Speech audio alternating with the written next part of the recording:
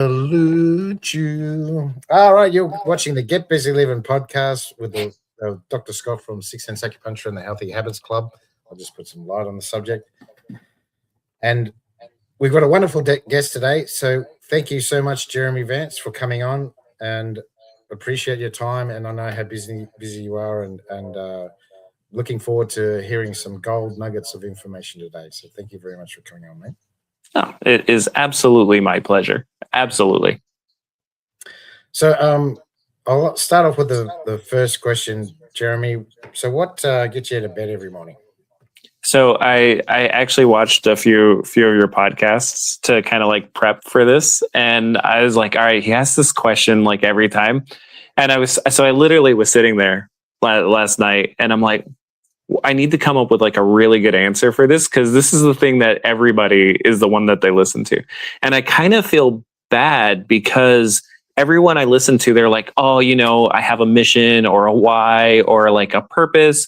And I'm like, I don't really kind of have that. Like for me, I just have stuff to do. I don't have a better answer than that. Like there's people who like need stuff done, and I got stuff to do. I have like a to-do list that's like, in my calendar that's 5 days in advance. So yeah, I really it's just one of those things where you kind of like, sometimes you got to just kind of get up and start getting stuff done. The whole eat the frog thing, right? Just get up and start working. Everything else kind of flows on from that for me. So yeah, I don't have like a super deep answer. And sometimes there's just stuff that has to get done. Yeah. And that starts with, like family, and then the business, and then, yeah. I know what you mean, mate. Yeah, my actual like deep down answer is like way darker than that. That's like my surface level one. Like I don't know what your thoughts are for like the future of humanity and AI and robotics, but it is a point where I'm just like, all right, I need to get stuff done so that I'm in a position where my family's set up, and so there are people like relying on you, and that's kind of like that motivation. You're like, I have to get things done because I need to get from point A to point B so that we're prepped for this upcoming change in human society, really, that we have no control over, really. That's right. Yes, I agree with you there. Absolutely. And it sounds like we're preppers, but I know, right? It sounds like I'm insane, but at the same time, I'm like, it's coming. Like, don't be scared. Let's just get prepared. All right, let's everybody just get ready for it. So, absolutely, we'll all be fine. Yeah, I believe so too. I think, and when we come out the other side, it'll be a lot better. Yeah. For all of us. Well, there is just the absolute potential for this to be a great thing for humanity, right? Like to the point to where people are actually focusing on what they want to do or to feel better or to be healthy instead of what we currently are stuck in. And a lot of people are in this like, again, I'm American that's moved to Australia, but like I'm from San Francisco, and there like hustle culture is a thing. Like people will work till they die. Right. Like, for example, I never took a vacation my entire life until I moved to Australia. That was in Australia was the first time I ever got to go really on vacation. And I was what, 30 by that time. So it is there's the potential of us ending up in a better place humanity wise than we are now. So. Yeah. And yeah, I've heard that. I've heard that the Californian culture is a lot different. So in Australia, for instance, I'll give you a perfect example. We sleep for 8 hours. That's our standard for sleep. Whereas I've heard in California, it's like 6 hours. Yeah, like in that there's obviously a spectrum there, but for the most part, if you're in a corporate business environment, like it's not the same. Like, for example, I worked in South San Francisco, but I had to live, because of the way the economy works, in a place called Modesto, which is a lovely little town in Central California, which means that I commuted for 4 hours a day, every day, to get to and from work. And that's not counting the time that I was at work, right? That was on top of.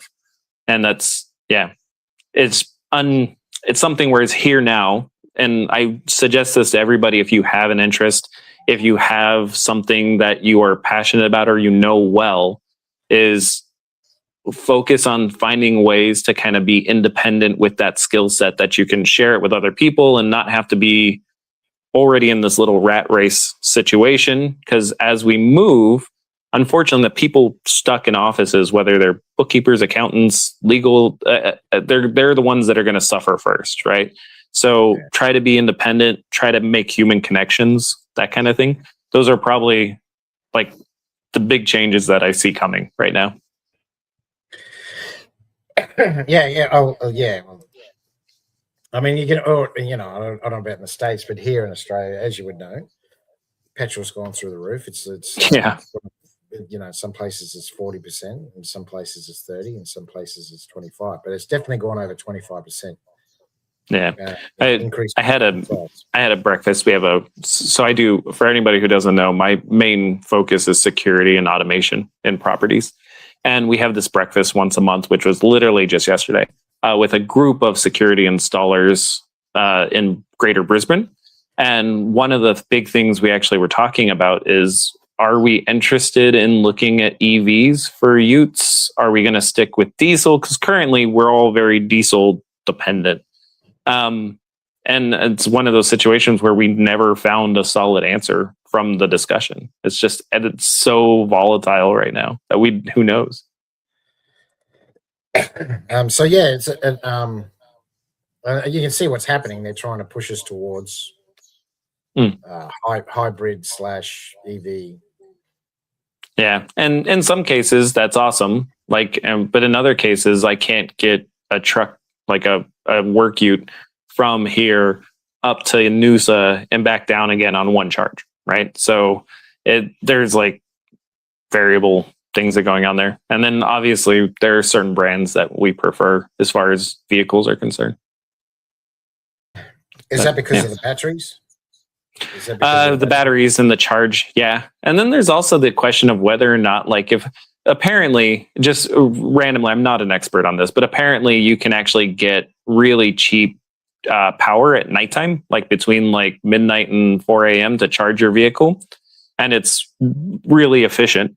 But I know for a fact that besides petrol being super expensive and diesel in particular, my electric bill is insane. I have kids that play video games all the time, so there's constantly energy usage. So yeah, that's I don't know. There's no real escaping it at this point. It kind of almost is like that, you know, when COVID hit and they're like, oh, this is the new norm. That's kind of what it's almost starting to feel like with energy prices across the board. So. Yeah, and you can see what's going to happen then once everyone's reliant on energy, on electricity. Then they're just going to put that through the roof. Yeah, well, you're already seeing it with like EV prices and stuff like that, and then not to mention it's going to all bump up really high, and then when it all settles down, they're not going to bring that price back down to where it was.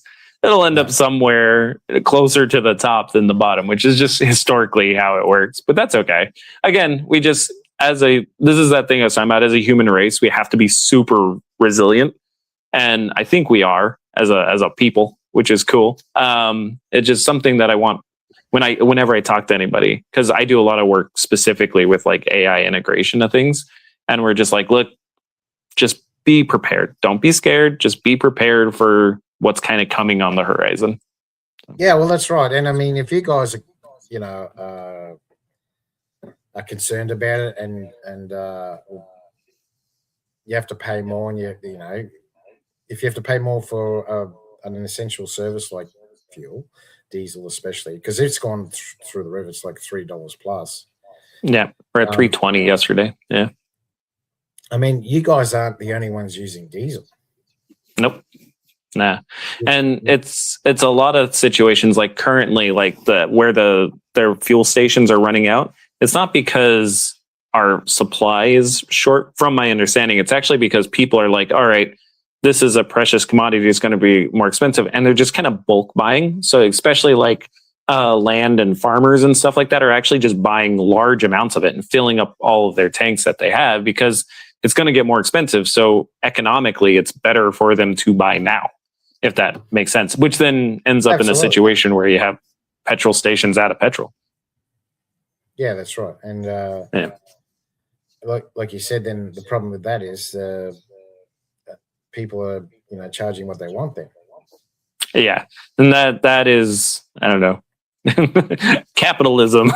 I don't know. yeah, It's yeah, like we're just kind of stuck. It's one of those things when I say, like, much like the AI thing, is there's people making these decisions for us as a people, as a population, yeah, that we have no real say in it. Like people will go like, oh, you can vote, and well, first off, I can't vote in Australia because I'm a foreigner. But the second thing being is that even when you do that, it takes so long for the regulations to catch up to what's actually happening that by that time the landscape's already changed again.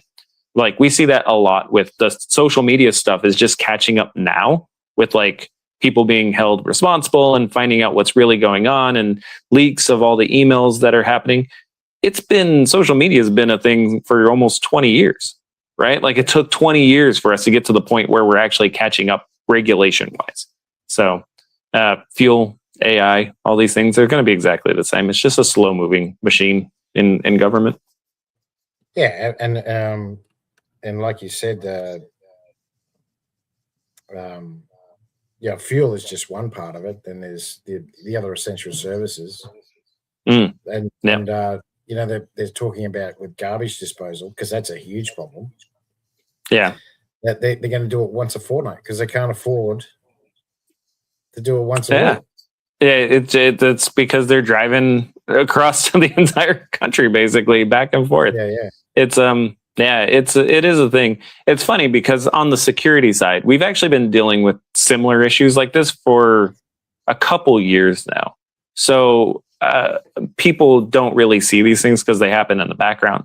But we originally had, because AI has blown up and they're making all these data farms, basically we have a situation where components we need for security systems, whether it's commercial or residential, are actually being used by large companies that need them for their data farms, and they pay way more than what we pay. Right. So if I was like for NVIDIA, for example, or like WD, which makes hard drives, and I had a situation in which I could sell it to Jeremy for, $100 for one, and then his friend for $100 for another, or I could sell it to Meta for like 150 a pop for 1,000. Then they're going to go with the larger contract, right? So hard drives, GPUs, memory, SD cards, these things have been basically out of stock in the back end for like a year now. And like we've basically been scraping by. Like we're finding pretty decent solutions, like we're finding refurbished hard drives and kind of things like that. But it means that the product we're putting out is not the same quality as it was a year ago with the same depth of warranty, because again, all these corporations on a global scale are just hogging all the resources that we need to get our stuff done. So, and it's the same thing it'll be the same with petrol, and it's just kind of the way it is. It's worrisome, but again, we just kind of, I'm one of those people where you can have a problem and you can acknowledge the problem, but then let's also find the best way through the problem, because life doesn't stop. That's right. There's always a way around it. I'm with a group at the moment. We're trying to use hydrogen with petrol. There you go. That's an interesting solution. It's one of those things where that one's one that you hear about a lot, especially back 10, 15 years ago. Yeah. And then like it didn't seem to kind of go anywhere, and I don't know why, but I do remember hearing about it a while back.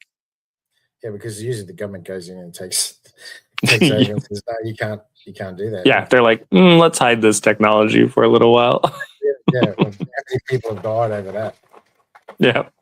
Just after I believe you are correct. Without me sounding too conspiracy theorist, I believe you are correct on that one. But yeah, it's just too many of them. There's too many people that have disappeared, or Yeah, and I don't know. You hear all the time about technologies that kids are coming out with in like college and like high school even, and then you're like, how come these things never happen? And then if you actually kind of go back and look, you can say, oh, there were reports of this happening at this time, but nothing ever came from it. And you always got to think, you're like, why did these things just kind of get shelved? Yeah. Again, I try not to get too bogged down in the what the world does, right? The whole thing, like, no, like, worry about what you can control. Yeah, and my sphere of influence is decently small, so I'm like, I'll worry about what I can do. But like you said before, it's about human connection as well, and there's other people thinking the same way as us. We're not the only ones, and No, 100% not. There's more and more each day. So yeah, and you can kind of see that within. I don't know. I'm obviously the theme of my life right now is I'm worried about things that I have no control over, and I need to get better at that. But like in America, you can kind of see a lot of the divide that's happening is based off people viewing things that are happening not wrong, but in two different lights, and both of them seeing, hey, there's something wrong here, but then disagreeing heavily on how to handle it, and it's actually creating these like chasms between people. It's an interesting social dynamic, which I'm not smart enough to go into too much detail about. Well, it's a simple strategy, and that's divide and conquer. Yeah, well, exactly. It's the whole, like, the guy has like 10 cookies and that guy has one cookie, and we go, hey, look, that guy's trying to take your one cookie. Yeah, it's I don't know if anybody knows that meme. If you do, that's it. Yeah. So that I heard, we're talking about AI. I watched a YouTube video the other day. It was about a month ago. It was in Las Vegas, and the AI picked up someone's ID, their facial recognition, in one of the casinos, and the casino arrested this guy because they thought he was someone else. It's not a perfect. It's not a perfect technology. Now, worth noting is, so like, we've done some work for a casino down in a gambling spot down in Melbourne, and basically it uses the same thing. So we have facial recognition cameras that are at the entrance, and then there's actually a national database of people that have either they can opt in, so they go, look, I have a gambling problem, don't let me in. Or there's people who have done some sort of, there's been some sort of event where they've been blacklisted. And basically what you have is our system will scan the face and it will compare that to this national database. And then it'll flag like the security team on site.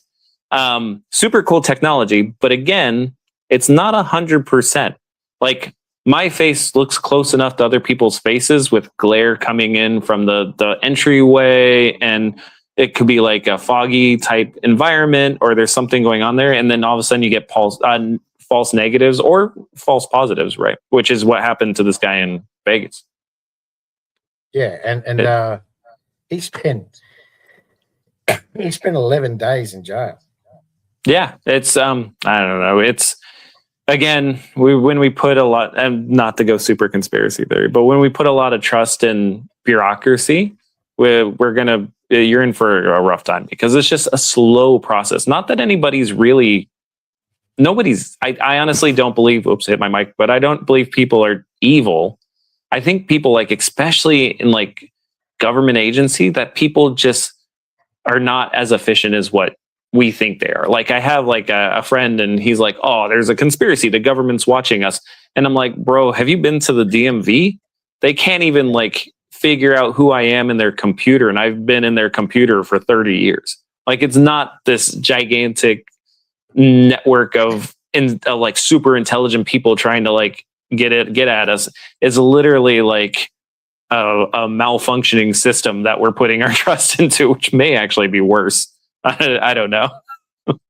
Well, yeah, you're exactly right, and but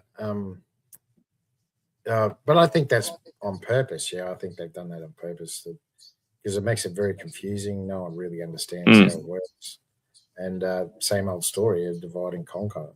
And Yeah. And again, like technology is crazy, but again, it doesn't really do everything that people say it does. So in security cameras, we had a thing back 20 years ago, 15 years ago. I've been in security for a very long time. So, and CSI came out and like NCIS and all these cop shows came out.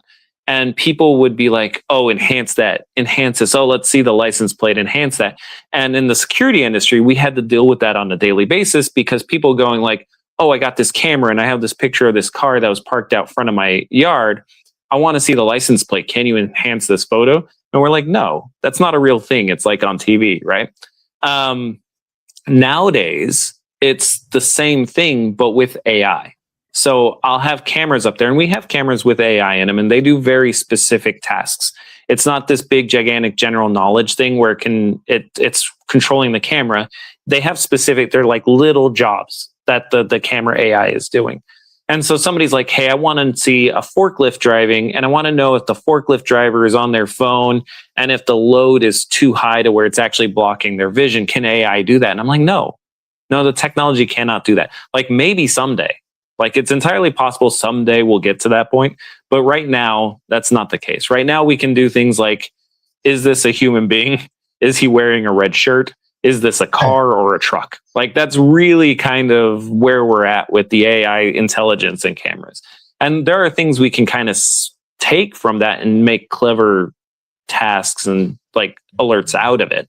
So for example, like if you have a shop and you have like cigarettes at the shop and you like, all right, if somebody stands next to the cigarette display for longer than a minute, I want to be alerted because we don't know what they're doing there. So it can actually sense, hey, there's a human within this area. And after a minute, it'll send an alert to the owner of the shop and be like, hey, somebody's just hanging out at the cigarette display. Probably check it out.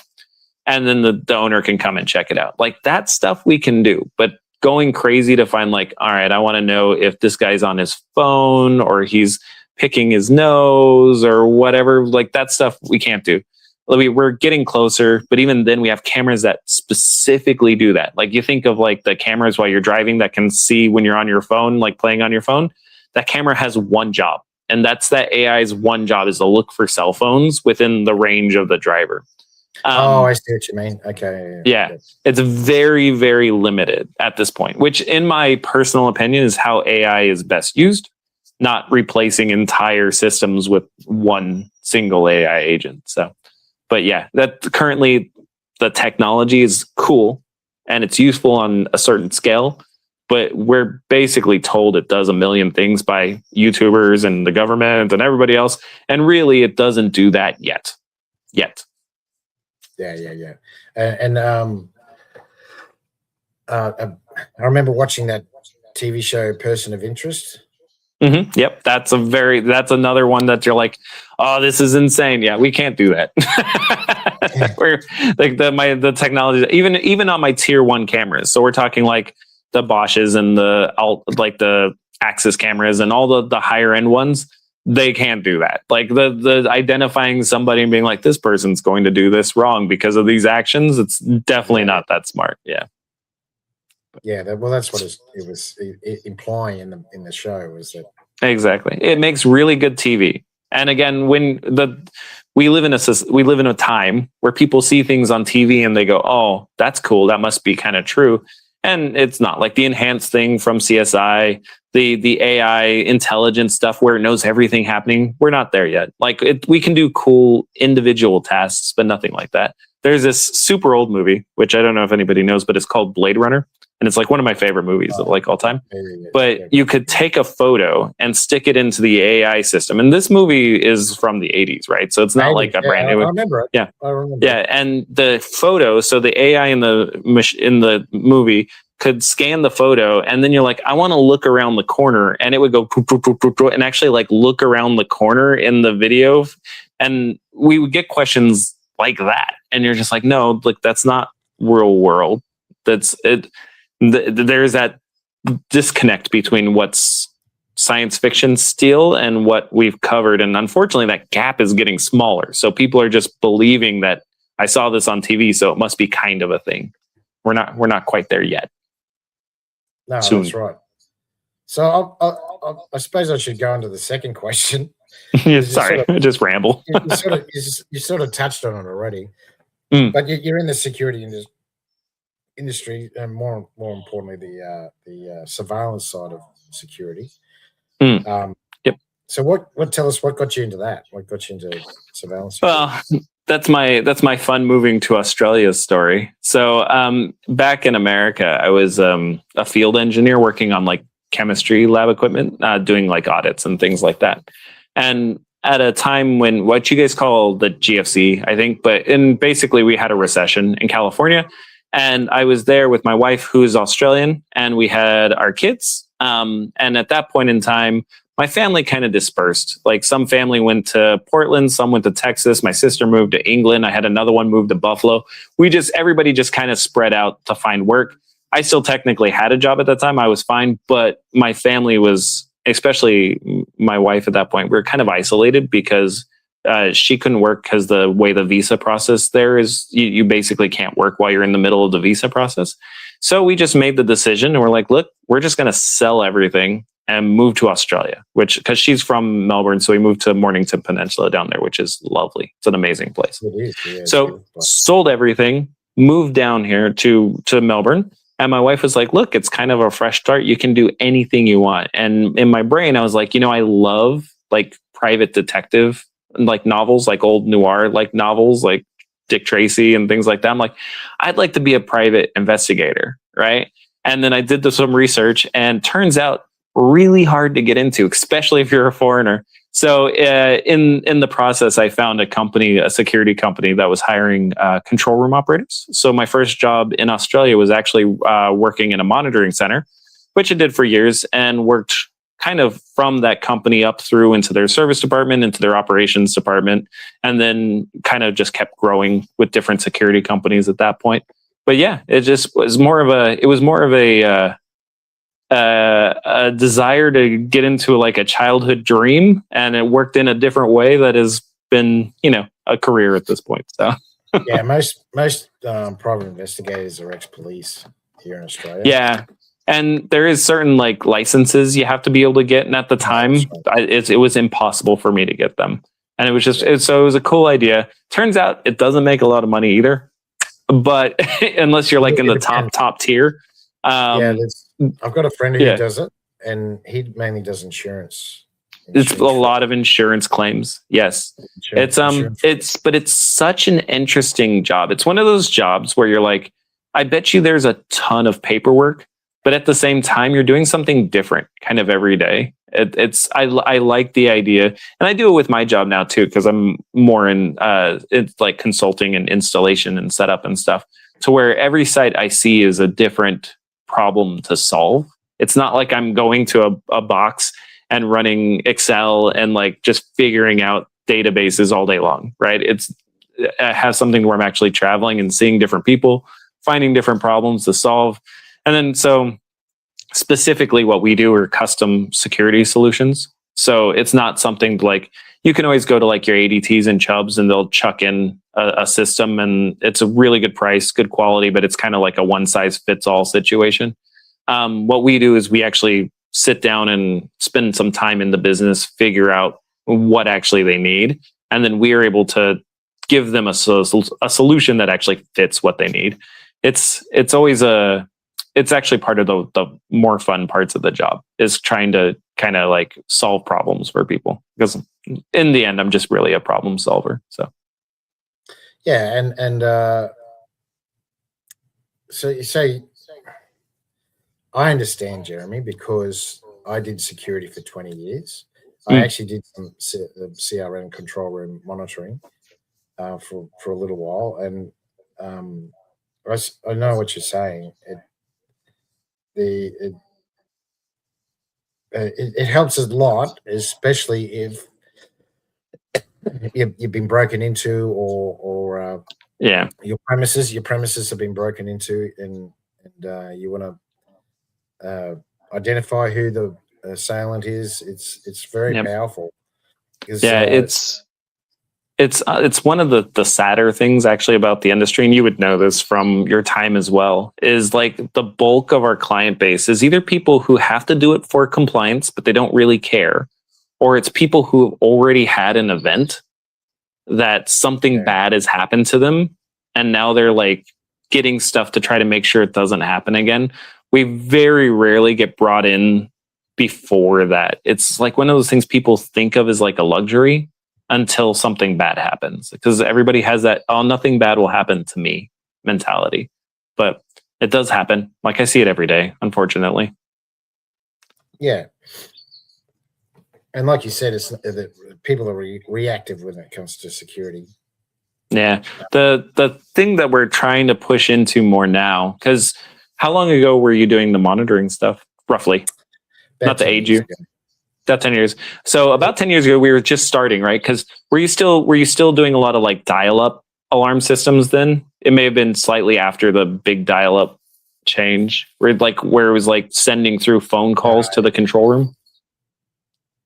I don't know if you would know. It kind of runs in the background. Yeah. So at the time, basically what we would, when we were to manage expectations of clients, we would go, look, the alarm system really is an evidence collection system, right? It's not an on-site guard. It's not going to stop anybody. The siren will go off, but if anybody's in the know, they know it takes 45 minutes for a patrol to get to site, right? They have time. If they don't need to panic, they can just grab what they need and go, and they get away. But in the end, we would be able to hopefully get video footage of them to the police, be able to get the log. Maybe they'd be able to say, hey, this is John. He worked here last year. We recognize this person. Whereas now we're moving into the video verification age, which means that the control room. So if I get an alarm on one of my sites, in the back end, we tie the alarm system to the camera system now. So the alarm happens, and then the control room instantly gets video of the event as it's happening. And because we can visually verify what's happening, we can actually send the police to site without not sending a patrol, literally send emergency services. And it could be, if it's a fire that's on site, we can send a fire brigade. If somebody is like hit a duress button and passed out, we can send the EMS directly. We kind of skip that entire 45-minute step to kind of like merge these together. So it's a far more effective system. And then we also have a lot of active deterrence now. So like my one thing that I really love doing is my team, we like to create things. Like we have a robot dog for security patrols that we're kind of pushing out. That'll come out in the next financial year. It's basically an on-site guard replacer. But also I have literally, we're testing it now, is a box that goes on site that when your alarm goes off, we can make every single light in your building, whether it's your home or your office or whatever, we can make it start flashing red and blue. We can make the sound system and the PA system start putting out alerts, being like, the police are on the way. This has been hit by video surveillance. Like the idea here is we're trying to move from a evidence collection system to something that actually stops people from what they're doing. The other side of that is we can also trigger giant smoke machines, right? So basically fills up a room within 30 seconds with smoke. And the smoke is non-sticky, it doesn't hurt anything. It's like the same stuff they use at musicians, like on stages where the smoke comes out. But basically we can actually fill a room with smoke. Nobody can, anybody in there basically can't see. There's strobes going off. We have loud noises going off. The lights are all changing. And we can then direct the police to go there instantly. We're trying to move towards that active protection rather than that evidence collection. All right, we'll help you tomorrow when the police are on site and we give them all the evidence. It's a nice change comparatively, because back in 10 years ago, 15 years ago, it was more like we were like, all right, we hope this stops the crime, but if it doesn't, we'll have evidence for you to give to the police. That was the sell, right? Whereas now we're like, we're trying to stop the crime. I actually have multiple instances where we have been able to get the police there so fast that they've actually caught the guy on site. 15 years ago, that never happened, right? Once, maybe in 5 years. Whereas now we have multiple times a year where the police can get there and actually catch the guy. I had one, I talk about it a lot, but we had one where a guy went into, three guys went into a site with sledgehammers, went directly into the back room and started sledgehammering a safe. So they obviously knew where it was, which is a thing that happens all the time. They start going at the safe with a sledgehammer. We called the police, and the police caught all three of them there within like 3 minutes because the police officer was literally down the street.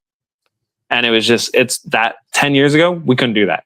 But now that's where we're trying to get every site to be at, so that when you pay a monitoring company or you pay my team to set up systems, it's something that you're actually getting value for, not that imaginary, like, hopefully nothing happens value, which again is why security systems, most people don't pay for them until something bad has happened, because that's right. It's a frivolous spending until that point, really. So I was a little different. I worked in a hospital, so we had a response team immediately. Beautiful. So it was a little bit different. The response team's actually surprisingly effective. Like, even to this day, if I have a client that has like a chronic break-in problems, it happens a lot with car yards where they have open yards that are not fenced in. We set up response teams and just actually have it be random responses as well. So it's not even they're responding to an alarm all the time. Sometimes it's just kind of on a schedule. And the visual, somebody seeing a security guard show up and wander around and look around, even if nothing has happened, it drops the amount of break-ins for that site basically to zero. Like, I can put a response team on for a week, and a chronically broken into site will drop to zero for that time. And then if I cancel the response team after that, it actually, in our experience, it doesn't jump back up again. It basically tells people, hey, this is not an easy site to break into. And then it kind of like levels out that. It's almost like a Band-Aid, as it were, to like stop the bleeding. So I know what you're saying, because word gets around very quick on the street, from what I found out.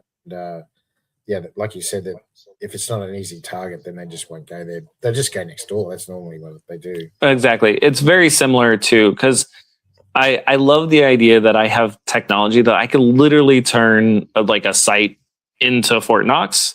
It's not always needed. In a lot of cases, us finding the right solution for somebody is finding something that goes, if a random person were to look at this, they would not want to try to deal with it. It would be too hard. There's always an easier target somewhere else. And I know that's horrible because I don't want other people to get broken into, but our job is to make sure that our client looks like a hard target and that they have enough defense to kind of make sure that if something happens, we're somehow fighting back against that with like an active deterrence type way. Yeah. And bless you. Sorry. And I was going to say, so tell us about another business that you've helped with your services. Yeah, well, it's always there's so many. So I have basically, we cover everything from like residential to like nationwide corporates. It's a big thing. It's always one of the hardest parts for me to actually sell. Like when I'm like pitching things to people, is I have a solution for so many different things that it actually gets kind of convoluted. Like for now, like one of the bigger things really for us, obviously from a surveillance end, is we work with basically the highest rated monitoring center in Australia, which is actually based out of Brisbane here with us. And we can do a lot of cool things that most companies don't even try to attempt. So for example, we have transport logistics sites. So they'll have trucks coming in all throughout the night to go into basically a secured separate yard to drop off, like deliver things, and then they leave. Now, what we've been able to do is basically remove the manpower on the site and actually be able to run these drop-offs with the control room. So using a lot of smart technology and tying things in the background, a truck shows up at the site, they call through to the control room verifies them against a list that's updated live from the client. They let them into this secure area. They basically watch them, make sure no OH&S issues happen, everything's safe. They drop off their thing, they call them back, they let them out, and then we rearm that area. That ability to kind of take care of that like niche customer service side of monitoring is something that a lot of people don't do. we actually had probably one big competitor in that space last year, and they actually stopped the service. So we actually picked up some of their clients that were just looking for something to do. And the reason why is because they actually had to close their control room. The smaller control rooms tend to struggle because they're just getting, the financials don't really work out for small control rooms. So they either get bought out pretty quick, or they suffer along until they go into receivership, and then they have to go to a bigger room anyways. But yeah, we actively try to make those relationships with the manufacturers and the suppliers, whether it's like large control rooms. Like I went to China just recently with Dahua, which is a large camera manufacturer. We try to have those good like one-on-one relationships with the actual people making the products. So then we can then offer real solutions to our clients and make sure that those real solutions are supported by people who actually make the product, not having to wait, 3 weeks for me to get an email back from somebody I barely know about a problem that I can't explain. We have this like one-to-one connection with them. And it's probably one of the stronger things about us. Yeah, right. Gotcha. Well, you've done well. We're starting to run out of time, but is there anything else you want to... I ramble very well. I haven't had to do much at all. It's really good. I'm trying to save you so you can get better, man. You're good. You're good. Appreciate that. That's why I'm muting myself so much. I was going to say, so is there anything else you want to talk about with your business? Not insanely. Pretty much, I want everybody to know that if there's anything that you think of with your property or even your personal self physically that you're feeling unsafe, or you want to figure out a way to kind of automate things or make things a little bit easier, especially with the property side, all of our services involve free inspections. So there's no actual downside to giving me a call. I can kind of give you a walkthrough of what we do, how we solve specific problems that may be exactly like your problem. And if there's something where it's like, look, this is not the right space, you need to look elsewhere, I'll direct you to where that goes. It's not me trying to overly sell you. It really is me trying to make sure that people have the support and the information to get to it. A good example is that I had somebody that came to me and they're like, hey, I need to kind of be able to keep an eye on my kids because they keep getting in trouble. And we sell personal duress pendants specifically for like field workers, right? So if you have a nurse that going door to door, they can have a personal duress pendant, hit the button, talk to the control room. We have GPS location of them. But in this case, that's overkill, right? And so we had this conversation about how AirTags work and like specifically the Apple brand and how it'll kind of work for what she needs. And I made no money out of that conversation, but I helped guide this person from a question where they were feeling unsafe or unsecure about a situation, and we kind of guided them to a solution. So there's no downside. If somebody's interested, or they feel unsafe, they want to learn more about automation, give me a buzz. I'm here to help people. That's interesting. That's because people are more and more every day wanting convenience. So, yeah, I see what you're saying with females, especially with it'd be actually, that's a great idea with hospitals, because we used to have to escort the nurses to their cars in the evenings, because we're getting an assault once a week. Yeah, and so we currently use the LifePod solution. So basically, if they get in danger, they can hit a button. The control room can actually listen in and talk back if needed to the situation. So, and because it's GPS, basically we can then call emergency services and deal with it. Yeah, you can pinpoint where they are. And and any sort of property is always important as well too. So like we do like GPS systems for cars and trucks and things like that. And then as far as like physical security for sites, we do literally everything from like fences and bollards to high-end camera systems that can tell whose face is whose, right? So anybody who's curious in any of that stuff, give me a buzz. We have solutions for pretty much everything. And really my job is to figure out what your need really is, and then make sure I'm giving you the solution for that need. I'm definitely not somebody who's going to be like, look, man, you need this $100,000 solution because it's the best. It's really more, what do you need? Not what's going to cost you the most. What's most efficient and economical. Exactly. So I'll move on to the third question. So, who's your ideal client? Who's the one that you like to help the most? Yeah. So again, we do everything, but for us, from a purely like speciality kind of way, what we spend most of our time in, anybody who has multiple sites, so physical locations, those are usually our best clients because we have ability to like link things through in the cloud and do a lot of smart stuff so that they can control the automation and the security for multiple sites all from one platform. And we're there to help support them through that. So anybody who has multiple properties, those are usually our best, most we use the term sticky, but our most loyal clients that kind of have the lifetime value and that we're able to do the most for with the tools we have. So if you have a small security system, we are happy to help you and we love to help you. If you have like a single one-off thing, we're happy to help you. But our back-end services are really geared to help people with multiple sites. Awesome. All right, mate. I had to throw one health question in. So tell us, what ideas or information would you give to provide lifelong longevity? So I'm really not the right person to ask because I'm like so guilty of like, I'm like, this year I'm going to be a healthy Jeremy. And then like, I'm like 2 days later, I'm like, you know what? I really want pizza. Like I'm so bad at it. But in reality, when we're looking at it, so again, I'm not going into full conspiracy theory here, but we listened, like if anybody listens to Diary of a CEO podcast as well as the lovely, like they're talking about one recently about being able to kind of reverse aging and things like that, but it's still 20 years away. So my theory is exercise, be healthy, make sure I'm not eating a lot of garbage as much as possible. I try to do everything in moderation so that I'm not just being, if I make a mistake, I'm not killing myself for making this mistake.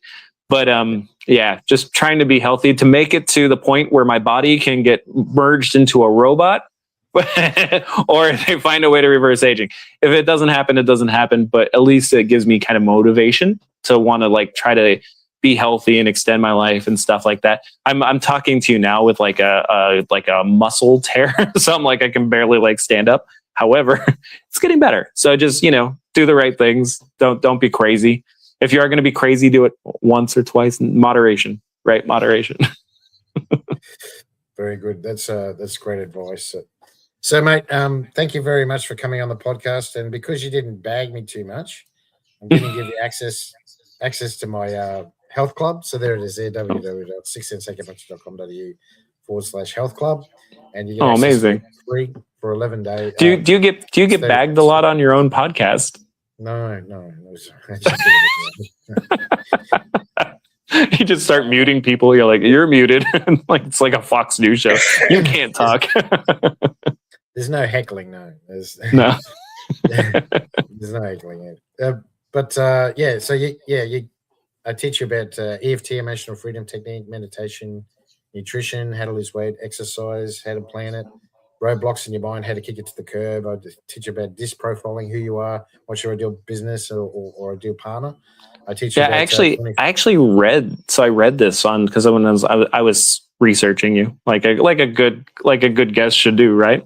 And I was like reading through it. I'm like, wow, that's like a lot of stuff because it's kind of well known for people who know me. And I'm sure it's like this for a lot of like entrepreneurial people. I am like absolute garbage at relaxing. Like I cannot turn off.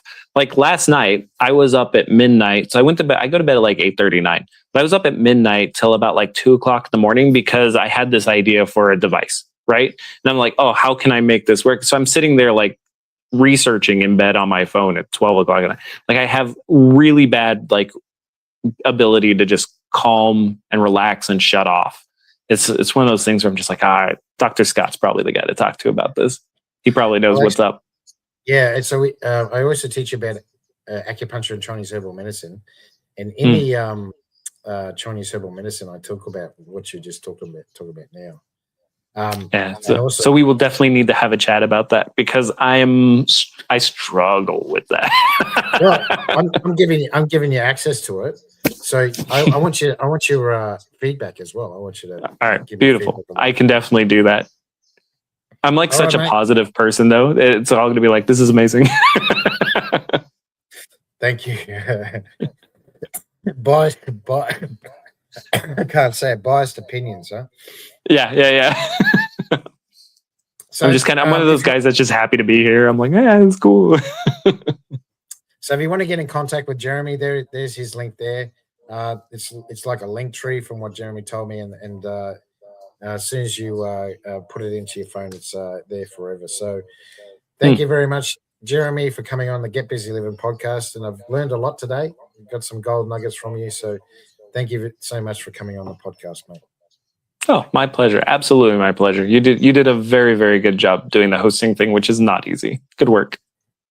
Oh, I've been doing it 2 years now, mate. So I know it's amazing how it comes like second nature, right? Like at first, like, I don't know, like I still struggle a little bit with like the talking in front of like people, especially if there's like a time limit, but like it's a skill that human beings need to actually work on, being able to communicate to other humans.